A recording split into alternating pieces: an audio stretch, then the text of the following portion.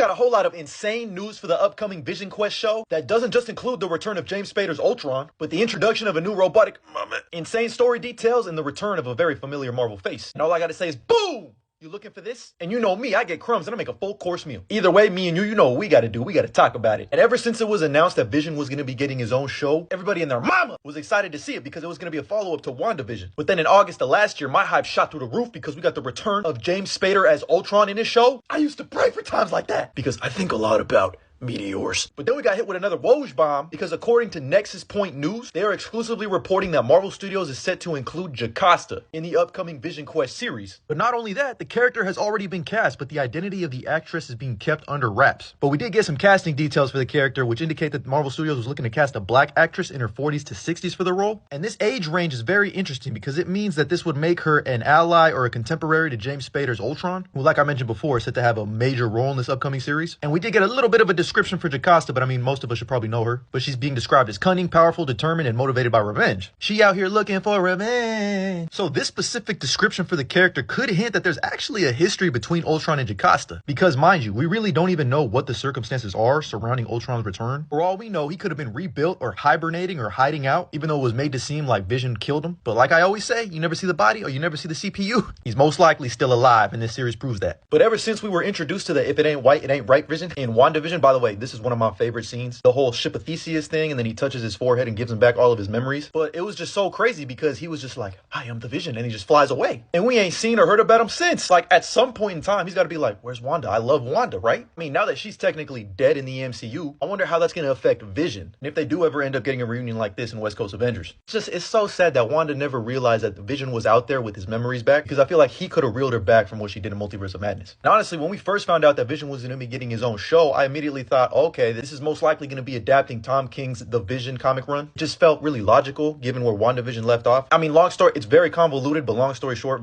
Vision basically makes his own family, kind of like Wanda did. We get introduced to fan favorite Viv, and it's just a fun little interesting look at Vision's life. Would highly recommend reading it if you haven't. But then everything changed once we found out that James Spader's Ultron was returning for this series, because now I think the Vision Quest series combined two different projects, or at least elements of another project into this one. I think whatever was supposed to happen in Armor Wars, or at least elements of that plotline, were taken and added to Vision Quest, and that's why we haven't really heard any updates and this has been put on the shelf, which is a damn shame because my man Kung Fu Kenny deserves his own project. We gotta unpack all of this. Actually, someone hit me with the Men in Black light. I don't want to forget this happened. But in all seriousness, this is actually a very interesting concept to try to tackle for Rhodey. How long was he taking? How did this affect him mentally? And can we get this War Machine look back? It's still my favorite person. Like, the first one we ever got is the hardest War Machine has ever looked. In my opinion, they've kind of just gone down and then kind of a little bit up in Infinity War and Endgame. But this right here is perfect. Obviously,